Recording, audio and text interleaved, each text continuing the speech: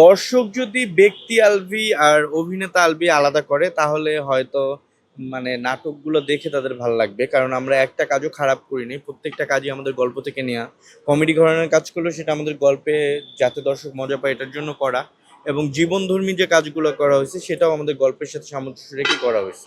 আলভিকে নিয়ে কি বলার আছে, কি বার্তা দিতাম তাকে? আসলে কিছু বলার নাই, কজ আমরা শুধু একটা জিনিস বুঝি, আমরা যদি যেই অন্যায় করি না কেন, যদি আমাদের দোষ থাকে, দোষ প্রমাণিত হলে বিচার করবে আইন। সো আইন যেটা ভালো মনে করবে ওটাই করবে। আলবি ভাই দ্রুত দেশে আসুক এবং সে আইনি প্রক্রিয়ার মাধ্যমে যেটা ভালো হয় সেটা করুক, এটাই প্রত্যাশা। তার বাচ্চাকে নিয়ে কি বলা আছে, রিজিককে নিয়ে? রিজিক আমাদের সবার অনেক আদরের। আর যেহেতু ভাবি নাই, রিজিকের গার্ডিয়ান বলতে আলবি ভাই। সো আমরা চাই যে অন্তত মা হারা হয়েছে, বাবা হারা ছেলেটা না হোক।